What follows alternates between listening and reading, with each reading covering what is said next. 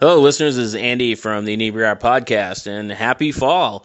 It is that time of year where we dress our kids up and send them out to get us candy. We drink pumpkin spice, and what's better in October than something a little spooky? And that's why this month's sponsor is Capers, Cape and Island Paranormal Research, and the Cape Cod Haunted History Tour. These take place down in Barnstable. You can visit haunted locations like the oldest wooden jail cell in America. You can also visit other haunted locations in the Barnstable area. This walking tour, they can take you around and show you everything spooky that goes on there. And for more information, you can go to Capers at CAIPRS.com. And we actually interviewed Derek, who runs Capers and the Haunted History Tour, on the Inebri-art podcast this month. So you can check that out as well. And so thank you to them. And make sure you find out what goes bump down in Barnstable.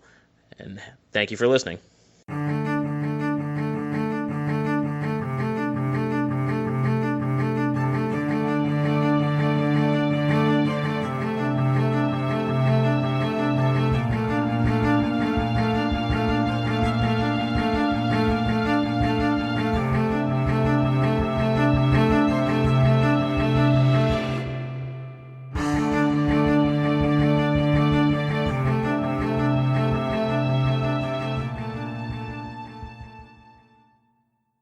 All right, welcome back, Inebri-ites. Today we're actually out of our normal location, and we're recording at Ninja Marshmallow at the Taunton Galleria Mall.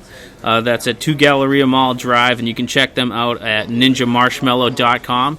And we are joined here today with Bill Diamond. Hey, how are you? Thanks for joining us today. And so, Bill, you are a puppeteer, puppet builder? Well, I'm more of a producer-director, but I do build and design puppets for TV and for film and live theater for over 45 years. Wow. Did you start with the production side of it, or did you start as kind of like the puppet builder and then get into production? Well, it's interesting. My background is television. So, yes, television theater. I was started when I was much younger, in stop-motion animation, and it was just too slow for me. Yeah. And, of course, I was influenced by, the Henson Harryhausen. I did get to meet Harryhausen years later. Yeah. And I did win an award for stop-motion animation in New York. But I quickly got out of it because I just felt it wasn't instantaneous. And television was pretty new. Cable was just coming in. It was all that kind of thing. So I felt that, creating characters, which always was my love, and being influenced, of course, by Henson, that I decided that I wanted to go that route. So, where was kind of the Henson world when you kind of first worked with them? Was it like Sesame Street level, or? Well, Sesame Street, I was doing television production for Reeves Teletape. Yeah. And they just happened to be doing machines, and I would go on the Sesame Street set, and that's where I met Carol Spinney. But I was working on the video side. Oh, okay. Okay, not the studio side. But I was creating my own shows at that time. Yeah. I also was working with a series of artists in Portchester, and one was John Kahn, and he was doing a whole bunch of sculpture work and circus performance. And another one was Michael Motion. Mm-hmm. And these names are important. Michael Motion sounds very familiar. Yeah, you'll know where that name comes from. And then a very young man who was apprenticing for John Kahn named Johnny Henson, who happened to be Jim's son. Okay. So we were doing a lot of the production of documenting things that John and Michael were doing. Yeah. And Johnny was working with me on doing the documenting of these things. Yeah. And then Jim came into it. He came actually to an event that we were doing, and that's where I got to meet him, and that's where Michael got to meet him. Yeah. Now, Michael you would know, because when we were doing this, we were videotaping Michael doing the ball. He's the guy from Labyrinth. He's the guy from Labyrinth. I'm like, I knew that name. That's where Jim discovered. Oh, get out, really? Okay, this was like 79, 80. Yeah. And that's where he discovered him at that point. And then he had a couple of other people and John Kahn, who was doing these sculptures, who Jim was really interested in having them done in his new place in New York. Yeah. So Johnny was working on that, and John Kahn and Jim asked me to document it. Mm-hmm. And that's where history was made. So John and I became good friends, and while I was doing my own productions, Johnny Henson would then show up, and Jim was always very supportive of that, and so was Jane. Yeah. And so I got to know them on a personal level, and I worked on a couple projects in New York. And this is all around the Dark Crystal time. Yeah. And this is all around when Fraggle Rock. So a lot of the people that were working on those shows were doing them. And we were working on this sculpture going up the stairs. And, it was a great time to be all around that at that time. We had Michael Froud being there. And, Michael Froud, he's the artist that... I'm sorry, Brian Froud. Brian Froud. Is he the... And Michael Frith, as I was going to commit. And Michael Frith designed Fraggles, and Brian Froud designed all the Dark Crystal look. He was the conceptual artist. Right, yeah. So it was great to watch all these guys work on this stuff. And it kind of inspired me to work forward on my productions that I wanted to do, and Jim was very supportive of that. Yeah, it's funny because I'm a huge Muppet fan, and I'm very familiar with Brian Henson. I didn't even know John Henson was a person. I had no idea that Jim had another son. Well, Jim had 5 kids. Really? Okay, he had Lisa, Cheryl, Brian, Johnny, Heather. Yeah, were they all involved? Oh, they've all been involved. Yeah. Brian was probably more active as far as a puppeteer, but Lisa and Cheryl also did get involved. And Johnny played Sweetums for quite a while. Oh, no kidding. That's awesome. Would get involved and do the Coca-Cola Bear, and he would get involved, but he was also quite a craftsman all to himself. And so when did you start building puppets? Well, I was building puppets before I met them. And I was creating my own shows. I was doing a comic strip in the late 70s, early 80s called Land of the Moonshins. And cable was brand new. Yeah. So I started developing it as a cable show, and Time Warner put it on. And so we did 1 or 2 or 3 episodes at that time. Then we turned it into live shows and toured with it. Yeah. And actually, Jim got to see one of the episodes and gave me a lot of tips and things like that to do with it. And here we are, 35 years later, now redoing it as a brand new series. Oh, it's Land of the Moonshins? Yep. And is that going to be like an online thing? It'll actually be an online thing. You'll get a chance to watch us build the characters. Oh, nice. And you'll get to see the new ones being introduced, which we've also done on Facebook already. Yep. And as the sets are being sculpted and built, and then actually perform it and watch us tape it. And then the finish episode, you'll be able to watch it online, and you can watch it on your phone and whatever, the first episode of the series. At the same time, when we start going back to the cons, like we do here, we have 2 of the Moonshins here. Yep. We introduce the characters so that people can see the real ones. Oh, nice. Yeah. And we'll actually do elements of the set so they can see how we puppeteered it. So if they've seen it on, they can now come to a Comic-Con and see how we actually performed. Or even kind of get that interest in how it was done how and then go back to the... And we're doing everything the way it was done, 30, 40 years ago. The way we originally did it when it started out. Nice. And so... what is kind of the premise of the Land of the Moonshins? It's a series of creatures that live on the moon in one of these big craters there.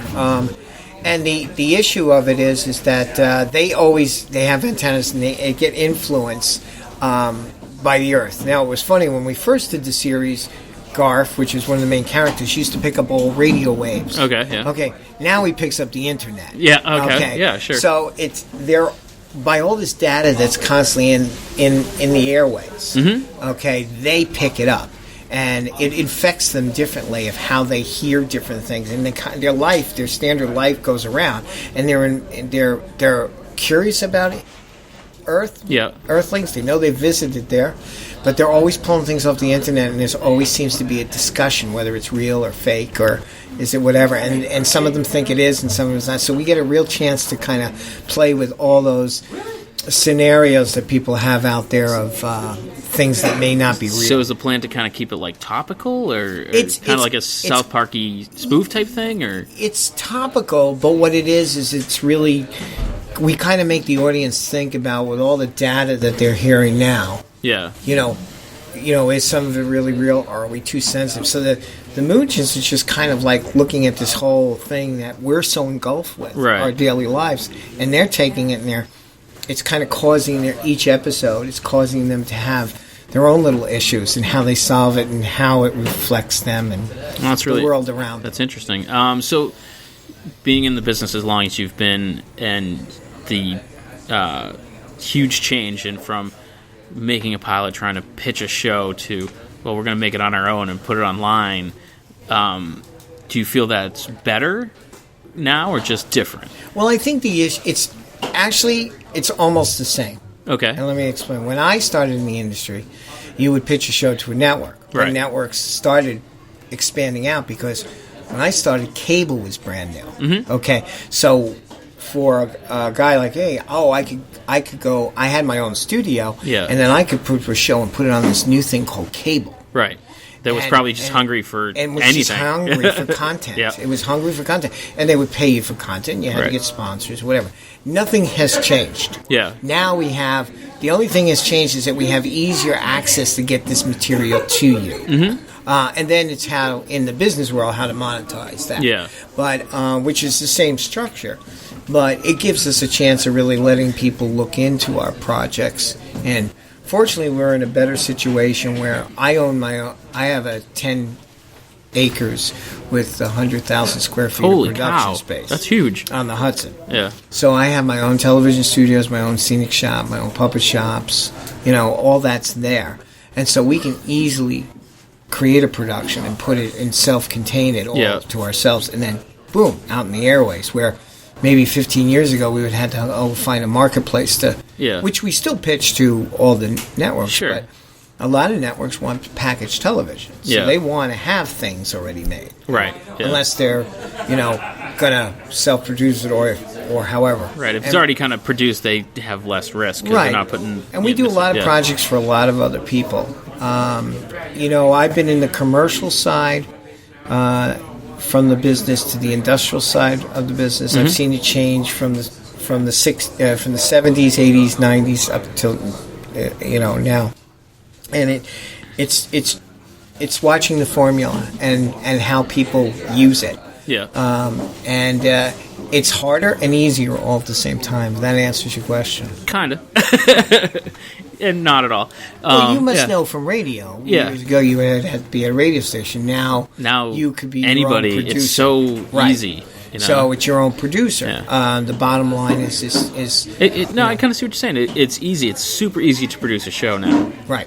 But it's probably harder to be heard because there was less options back in the day. Right. It was harder to be heard. 12 radio stations. Right. Now, people who really tie in, they're niche markets, but if you can work those markets, you can get a chance to, work, have your arms in different things. Yeah. So now you build these puppets, and we're basically sitting next to Audrey too. Right. So you do stage stuff as well. Where do you start when you're designing a character? It's always a drawing. Yep. It's always a drawing, and everything that I work on is a drawing. And it goes from there, and then everything is based on a good story. Mm-hmm. If you have a good story, then you have a series of good characters you can mushroom into a series. That's really it comes down to. Everything starts with me, starts with a drawing, and then goes to the actual construction of the characters. If people come to us, and they come to us for many things. We don't just do characters. We're lighting for some networks. We do sets for networks. Yeah. We build things for programs all the time. We may just do an effect or something for theater. Right. With Audrey 2, we've been doing that since 1984. So, is that the official Audrey 2? Was it on Broadway or the off-Broadway show was with Alan Menken, and a young Marty Robinson built the plants. He's from Sesame Street. He built the plants, but it's also based on a 1960 black and white film. Yeah, I remember. Roger Corman. Mm-hmm. So and I believe it was Jack Nicholson's first role. Very unknown Jack Nicholson, and the role was a very clam type of plant. So the plant came from there. And then, of course, Marty Robinson designed it further out. Yeah. And then when it left there, it went to big regional theaters, and they didn't know, what to do with it at that point. So in the Westchester Broadway Theater was mounting the show, and they're the longest-running independent equity theater out there. And they got Alan. Alan lived not far away, and said, can we get the plan or whatever? And then they knew me. Yeah. So they asked me to build it, which is not this one. This one here is from 2007. Okay. So in '84 I did it, not knowing that because there were not many plants, when other theaters started mounting, they would go to Westchester and get the set, and they want to know who had the plant. And I kept ownership of the plant. Yeah. So next thing I know, I did it at this theater, and it became a roadshow toured to this show. So it was kind of like leased out the plant? Well, no, I went with it. Oh, really? Oh, yeah, I performed it. They got me cool. and the puppet. They got me and the puppet. So they leased the plant and it went on tour. But I thought, okay, this will go good for a couple of years. Yeah. And now it's, 35 years later, and I'm still doing that plant. Oh, nice. It's still booking at theaters and regional theaters. We do have the older version we send out to the high schools so they can use it if they want. Oh, nice. And then we've, because it's been used so many revivals that I have done, and I always joke that I may have the Guinness Book World Record on the plant because I have been operating it for 35 years regularly. Every year I do at least 20 performances of this thing. So when you do that, do you do the voice as well? No, I don't do the voice. Someone else does the voice? I physically climb in that thing and, puppeteer. I call that my RG2 weight loss program. Oh, I bet you sweat like crazy. That's so, and it's been nice over the years with this version because it's so big. We've been able to take it and tour it, and we bring it to the cons now, and everybody wants to climb into it. Yeah. This one was built in 2007, and it's been performing ever since then, since the revival. Yeah. Now there are the ones that finally went on Broadway, and that was done by PRG. But this one is one of the longest running individual plants around. So say now you have your sketch of your character. Like, what's the next step? Like, how do you turn that into something physical? Well, then we break it down and see what kind of materials would be needed and who it's going to. A lot of times we pair up the puppeteer that we want to do that character. And then I bring one of my puppeteers in, who I have a staff of puppeteers, and then I cage it to them. And if it works for a show, if it works for a live performance, we do that. So all the characters we have are owned by us. Yeah. They always come back. Okay. And we then get a chance to put them out. And we've got, a few hundred of them at the studio. And we're still building for projects like there's a new children's book called Tiny Teddy, named Cuz, and so now we're building the bear from Robert Aragon's book, and we're going to perform that. And we've also built mascots and characters for other shows, TVs, and books. Nice. So, is there a difference in building the character when you're doing something that's going to be on film opposed to something that's on stage? Yeah, you can be a little more forgiving on stage because they're not right on top of it. Oh, okay. I see. Where the cameras are a lot closer and it's got to be bigger or whatever. The ones on stage can get beat really quick. Yeah. And you got to constantly do it. We've created a lot of stage shows. Plus, we used to tour in malls. In the 80s and 90s, we would send all our shows from our TV show, Dr. Rock's Dinosaur Adventure. We then had a live version of it that went to It was Dr. Rock's Dinosaur Adventure? Okay. It was on Fox. And then we would tour it at state and county fairs and malls. And we had 3 versions of the show, all at different times. It would go out. Wow. One, South Dakota would go up to, then it would go up to New Mexico and be there for 6 weeks. And then the other one would be, say, in Mississippi. So with shuffling all these puppets all over the place, do you guys transport them yourself? We have our own trucks. Yeah. We would I was going to say, I could see some real nightmares. Yeah, we haven't done a lot. We only have brought it back as one live show recently during the summer. But we really stopped touring it in 2004 when we built the new studio. Yeah. And so 2004 you built the 10-acre studio? Mm-hmm. And where did you work out of before? Was it we had another studio. We've had other studios. Yeah. But it was the focus whether we were going to internally do all our television work or we were going to be on tour all the time. Right. So now that's kind of funny because now we're doing so many cons. Yeah. and the characters get on display. And of course, we always tribute Jim. Mm-hmm. We have some things that were his, and we tribute those here. And we find that's a great marketing way for all the newer shows. Right. So talk about back to the internet. Yeah. Now you create new shows. Now we're brought to all the cons from my career in the last. It's a great way of marketing and everyone gets instant access. Right. I mean, people could go in the con now. Yeah, and you right can be away. like, this is my show, and you can look it right up. And that's right. So it's a different way of marketing. So fortunately, I'm brought into the cons, and it's nice to see the fans and sign the autographs and then show them the new stuff we're working on. Nice. I've seen you at Super Mega Fest before. Are you going to be at Super Mega Fest this November? Mm-hmm. We will be recording there as well. Okay. Yeah, it should be a good time. You mentioned when you do the cons that you pay tribute to Jim.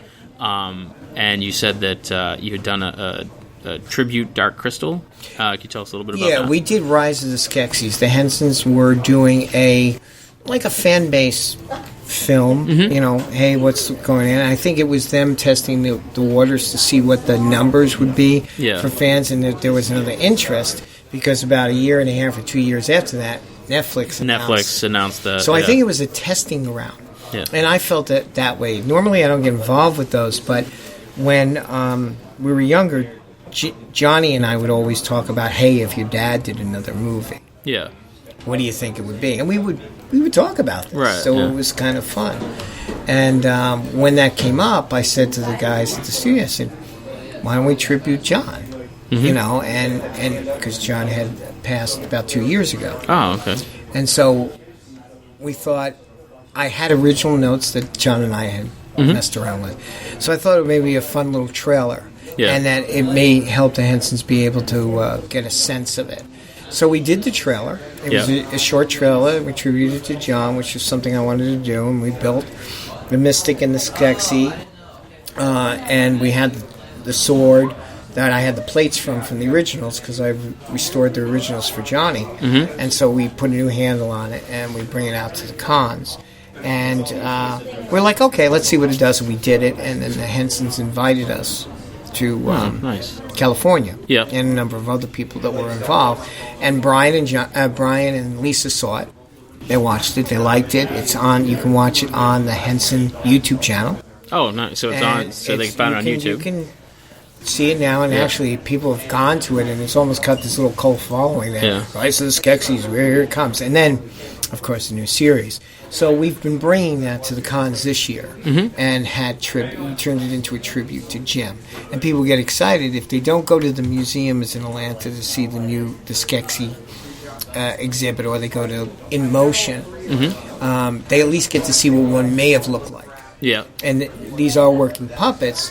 So it's our version, dedicated to that, and they love taking pictures of it and get some close, and then we encourage them to go check out where the other stuff is. Oh, it's awesome for Henson's. And also, I had worked with Stan Winston School, and we did a whole puppet performance class. Yeah, and people ask me all the time where they can learn how to do this, and I'm a faculty member of the Stan Winston School, so I always tell them, that's where you go. Nice. So you sound like a busy guy.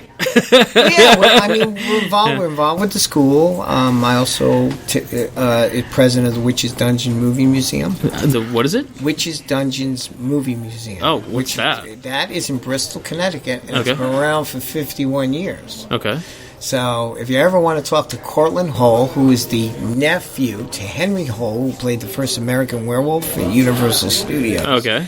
It's not far from here. It's 2 hours away to the Bristol. It's always open in October. And we set it up, we light it, and it has all original props plus figures from the Universal monsters. I built all the sets. Sarah Karloff comes out to it. Victoria Price will be there. Oh, nice. I will be there actually on Sunday. Yep. And I've been helping Cortland. I'm Cortland's president. But Vincent Price and Ronnie McDowell were also on the board. Oh, wow. So the movie museum has been, and I tour it with Cortland. And so I'm also involved with that. And that preserves all these classic stuff for Hollywood. So did you ever get to meet Vincent Price? No. Cortland did. Yeah. Cortland knew him quite well. But I know Victoria, Vincent's daughter. and her and I. Matter of fact, my new Monster TV book, and they're all on Monster TV. Mm-hmm. All the families have been involved with that. Sarah Karloff, Bela Lugosi Jr., Ron Chaney, Victoria Price are all involved with the monster puppets that you see here. Oh, that's awesome. And they're part of my new book. Matter of fact, Victoria did the forward to it. Oh, cool. What book is that? It will be the Art of Monster TV. It'll be out next year. Oh, that's awesome. But we're bringing that back. That's an internet show that started in 2003. Yeah. And we've been doing experts for it for the last 10 years. So, I feel like people are, more and more people are creating content online with the ease of video editing on computers now and being able to shoot stuff on their phones. And if someone's starting a show that they're intending to put out online, like what kind of advice would you give them starting off that show? Like, pitfalls they might run into or... Well, I think, we've been doing network television and broadcast television for over 45 years. Mm-hmm. The thing that most people will find out is that it's a lot of work. Yeah. And to put out a regular series of any kind of quality is very difficult to do. So you need to have a way of maintaining that. Anyone can make something once. Right. Try doing it many, many, many times. Yeah. So that's the thing. And when it gets to the level that we do stuff at, it takes a lot of people, it takes a lot of talented people to keep that machine going. Mm-hmm. And, of course, then they figure out how to monetize that. Right. So that is where it becomes difficult for them. Anyone can make a TV show, but it's the quality, the writing, and, it's easy for anyone to do it. Yeah. But it's not easy for anyone to maintain it. Yeah. And I've seen that a lot. I've seen a lot of comic creators, because, like I said, I've been doing cons forever, where they have, issue 1, and issue 1 of their comic is funny, and it's good. And then you get to issue 2, and you're like, eh. And then issue 3 is, it's that trying to maintain that quality all the time and the amount of work that it takes. You realize it's staffing, and after a while, life takes over. And if those people have jobs, see, my job is this. Yeah. But if those people have jobs, life takes over, and it's very hard to do that. So that's where the downfall of it. See, I'm from the era where when I started, people like Rick Baker just started, and people like the makeup artist Rick Baker, and the people that are working on the original Star Wars movies we used 8mm film. Right, yeah. And we were experimenting with movies. Mm-hmm. We made a few and then entered them into contests, and now all of us work in the industry. So that's awesome. It's that type of thing. So it's really kind of fun to see. It just comes in cycles. And you said you met Ray Harryhausen. How did that happen? Well, I met Ray. It was actually... Because I grew up on Harryhausen movies. Well, my first con was Famous Monsters with Forey Ackerman and Basil Gogos and Peter Cushing, who I happen to be with from Star Wars. And Ray then came to a couple of those later on. Yeah. And because I was a young guy in that Famous Monsters way before you had all these cons. Yeah. It was a very rare way that happened.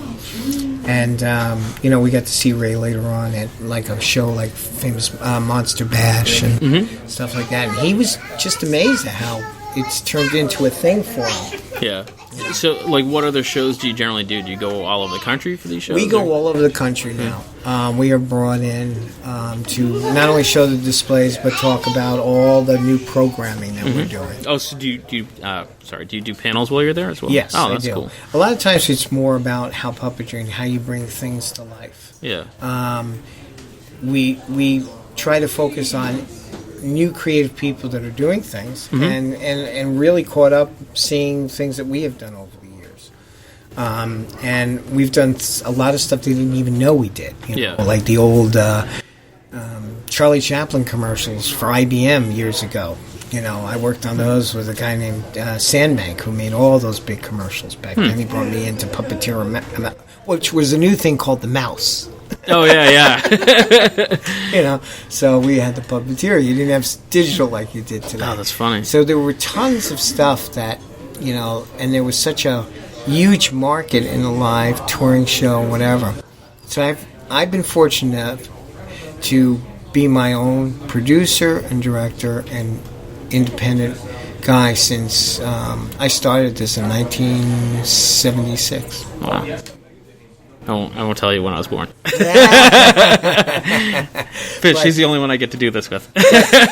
But I was a teenager, and I knew exactly what I wanted to do. I didn't want to work for anybody. Yeah. So it was fortunate. How did your parents take that? Were they supportive, or did you have to kind of convince them? No, I didn't understand it, but they saw me doing it anyway. I was doing theater and creating my own shows and producing stage shows of my own at that time. With people from the area, and they would come and be popular, and then cable was new, so I didn't want to work for anybody, even if I got offers at NBC or even I had a shot at Henson. I wasn't interested. Right. I really knew what I wanted to do. Yeah, you wanted to be. Unfortunately, like somebody like Jim was very inspirational and said, go, do that. And then I had a lot of people like him back then that were pioneers that just couldn't get it. Now they all ask me, so it's kind of funny. Yeah. What was it about Jim that made him? It seems like he was very supportive of other people. And he was amazed that he was very supportive with artists of all kinds. He really loved. He was so ahead of his time. Mm-hmm. I didn't see him a lot. Most people didn't see him a lot, but when I did, he really focused in and he would look at things. And he was very good to me. Where when I did Moonshins, I showed it to him.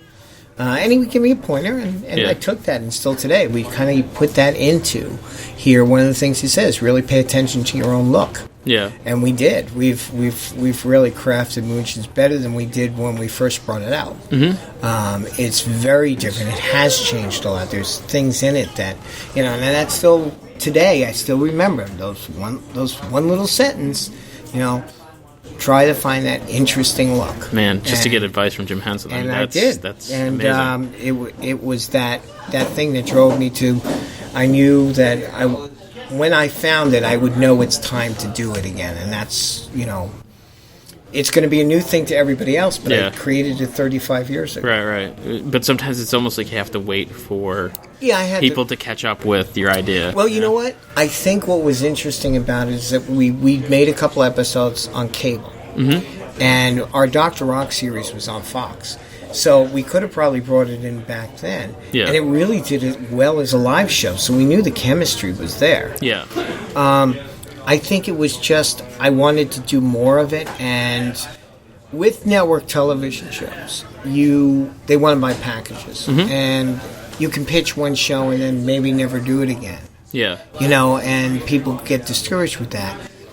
I own my own facility, so I felt it was time to be able to have the shops to build what I really wanted to do. And I said, now it's time. And now with this market that I can really promote programming. And that's why I said it's time to bring. We did Monsters. We knew Monsters was successful, and we still do it. Yeah. And we have all the actors and the famous families that get involved. That showed us that Moonshins was time to bring it back. And that was really 35 years ago, my baby. Yeah. And I wanted to do it as a comic strip, which it was. It was on a Saturday morning comic strip, which I learned that was really difficult. Yeah. And I have a good friend named Guy Gilchrist who did all the Muppet comic strips for Jim. Yeah, okay. And he does them still today. He did Muppet Babies, and he does comics all the time. That was an amazing show.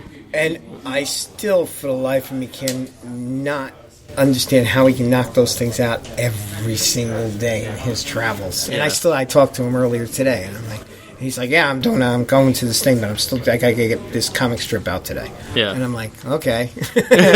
Moonshins started off that way as a Saturday comic strip. I did it for 2 years, and I was like, oh, there's a lot of work. Now, do you have a preference? Do you prefer live performance opposed to video? Well, the way we approach video is a live performance. Okay. I always tell people that are starting out in Puppeteers, perform live first. Yeah. Because you can read your audience. And if your audience is really catching it, then now you got to convert it over to a different medium. But if you can't get them live, you're not going to get them television. Sure, and you can tell right away. It's like, they thought that was funny. And we did so many of our TV shows went to live, or our live shows went to TV. Mm-hmm. So it was always funny. Oh, that's awesome. How that would work. So what's next? What do you? Well, you said you got Munchins. Is there something else that you're? Well, I've been working with Brian. Brian Hall, never heard of him. Yeah, I was working with him on his new book, that's kind of exciting. Yeah. And he's doing a whole series, so I've been helping him with drawing his book, and that's a lot of fun. Yeah. I'm working with Robert Aragon, who is a children's writer. He was a monster painter, but he now went to this little character named Tiny Teddy. You mentioned him, yeah. And so we're going to bring his book to life.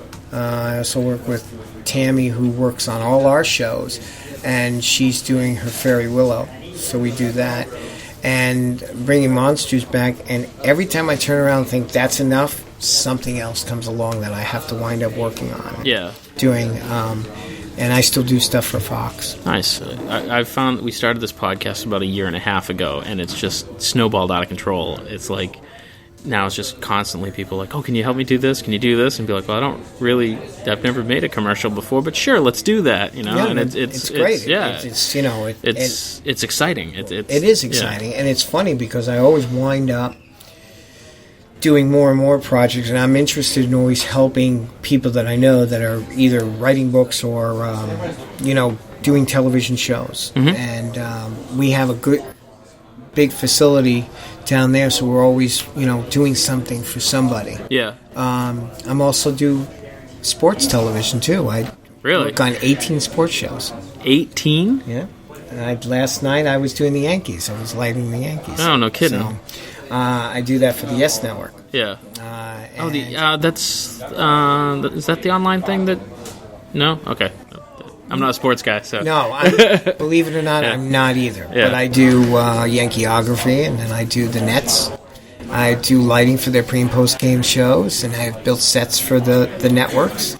And I've done stuff for World Wrestling. Oh, no kidding. I did the Legends show for wrestling for many years. Oh, wow. And lit that show. So I bounce from both sides. Yeah. I go from theater, not just puppets, to network television shows. When it's puppets and when it's not puppets. Yeah. It's kept my studios very versatile, and we do things for a lot of people. Now, is that kind of like your makeup? You like to do a lot of, your hands on a lot of different things, keep your mind going? Because I haven't figured out how to. I have too many interests. Yeah. When Phantom came along, the Phantom play, I did the makeup and created all the masks. Oh, and then I applied that makeup every day for 2 years, and then went off and shot television. Yeah. So I have so many different hats. I do so many different things, and I just love it because it always changes. It's never the same. So the body of work is not just puppets; it's pure television and entertainment. So we're really a entertainment company for many other things. A lot of corporate. We used to do stuff for Caterpillar. Oh, yeah. Like those corporate IBM safety films? No, not safety. No? We would actually theme things for. Oh, okay. We do stuff for that even now. Companies will come to us and say, "How can we entertain or bring a new way or give it a new look?" I've even done, one of the things we did was we created characters for a bakery. Oh, okay. And created a whole way of them reaching a new market through puppetry. So you do entertaining and marketing? Oh, yeah. People come to us and say, could you theme my store? And we'll do that too. Oh, wow. We've shown them how to, use all our knowledge in the entertainment business and bring it alive. And in that way, I've been really trying to keep puppetry alive. Yeah. And, everybody asks, has digital killed that market? That was going to be my next question. Beat me to it. Not in our world. Yeah. It's changed it, but it hasn't killed it. I feel like there was an initial, when the digital effects kind of reached that in point. 90s. Yeah. In the 90s, it was Terminator 2. Like, everybody jumped on board, and I feel like now there's almost a push to get back to the practical effects and, right. 90s, I would say, is probably the roughest time, and that's when we ventured out to do, some sports and do corporate, because that market was like this. And we never thought that. We thought that would have a shelf life. It's still with us today. Yeah. So it has come back. It has springboarded back very, very quickly. Nice. And you're going to see that. Henson's do their new series, Dark Crystal. Dark Crystal. There's a huge buzz about it. When I've talked to them, they said they knew it was all puppetry. I talked to Toby Froud, Brian's son, just recently. And he was very excited about doing some great design. Does Toby work? Now, Toby, for our listeners who don't know, was the baby in Labyrinth. That's correct. Does he works with the Henson Company? Or? He's working on Dark Crystal. Oh, no kidding. Yeah. Oh, that's He's cool. done many stop-motion animation films of his own. Yeah. And I think he did Trolls. Oh, okay. The movie. Yeah. But he's been brought in and he's picked up the staff of Where's Father. Oh, that's awesome. So he's doing that. So it's nice to see that new talent come out, and Henson's is. I think Jim would be thrilled to see that that's coming. Even though we're doing our own thing, it's nice to look over the pond and still seeing. I have friends that are doing that. Right. Yeah. So we know that it's feeling good, and that will only excite other projects we're doing. Mm-hmm. So I've been focusing on more and more of my own stuff that I created years ago, bringing it back. Nice. So now for our listeners who wanted to check out your work or see where you're going to be, is there a BillDiamond.com that they can see a list of events or projects? Or? I mean, you can go to Bill Diamond Productions or Bill Diamond's Facebook page. Okay, you can always see the stuff from Moonshins. I think this year they're kind of redoing the sites and seeing where we are, and of course always check the cons. What we try to do is bring an experience of old and new puppets. Everything that's here is stuff that we're working on, and of course we get a chance to always tribute something of Jim's. Mm-hmm. That's just my thing. I like to do that for him because there's so many great artists that I've known over the years that are working now on his stuff and working years ago. And we like bringing them involved, as well as the Universal families from the old movies. I like getting them involved. Yeah. Through me, Sarah and Bela and Ron and Victoria have found, because we do the monster puppets, a new audience for kids to come back and see these old classics. Right. So we're finding different ways of doing that with everybody. That's awesome. And I always ask this of our guests. I have 2 kids. I can't say small kids because they're teenagers now. But what kind of advice would you give creative kids who are looking to get into whatever field? Usually I ask specifically, but it seems like you wear so many hats, I can't ask you on a specific field. I think that, and what I tell young people today, the more you do, the more creative things, and the more you can apprentice with experts or people that are in the industry, will be better served. You can definitely go to school for it, and of course you can go to online to the Stan Winston School Character Arts and learn things from pros. But one thing we've got away from is apprenticeship, and I think that should come back, and I think it's a great way for individual artists to get people to come along, and it's a way to carry the next thing. The more you know, the better off you are to move through the industry. Yeah, that's great advice. I mean, I always kind of looked at it as find the person that's doing what you want to do and talk to them. Right, and then keep doing it, and then you just don't talk. Do it. Mm-hmm. Do something with it. Right. It was funny, and Brian doesn't mind me saying that. He talked to me about these books, and I said, show me one. Yeah. And here we are. Yeah. He did. He's been talking about these books for quite a while. Right? And he met me a number of years back, and I said to him, I don't want to hear about it. I want to see it. Yeah. Don't just talk to me. Everybody can talk. So, what is the new book that you're working on with him? The Owl Tales. Owl Tales. Yeah. And he did. He put out a number of his own books, and then I saw him sitting behind the table at a con, and I said, now you're doing it. Yeah. And that's what you have to do. Yeah. And you've got to just work at it every single day.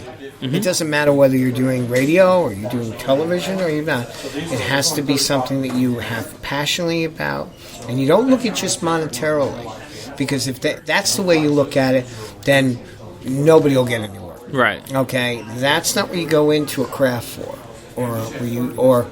or you go into it for the love of it, the interest of it, and the passion of it. If you don't have the passion, it doesn't matter what you have after that. Yeah, because I feel like if you don't have the passion, you're not going to stick through the hard times. That's right, and you will always have. Of course. In 45 years, we've had, what we call shelf lives. Right. And then a new shelf takes it. Yeah. So it's nice to be here and still doing all the stuff, and I'm booked to 100, so I have no choice. You're booked to 100. I haven't gotten there yet. I think I'm booked to about 60. But well, I'm already there, and I'm telling you can go further than that. Oh, I know, but I don't have a calendar for 61 yet. Well, Bill, thank you very much for joining us. This was fantastic. And again, listeners, we're here at Ninja Marshmallow at the Taunton Galleria Mall. You can check them out at ninjamarshmallow.com. You can find us on Facebook, on Twitter, at Inebri-art. Send us an email. Let us know what you think, Inebri-art@yahoo.com. Still waiting on our first hate mail. And please like us, review us, subscribe to our podcast, and thank you for listening.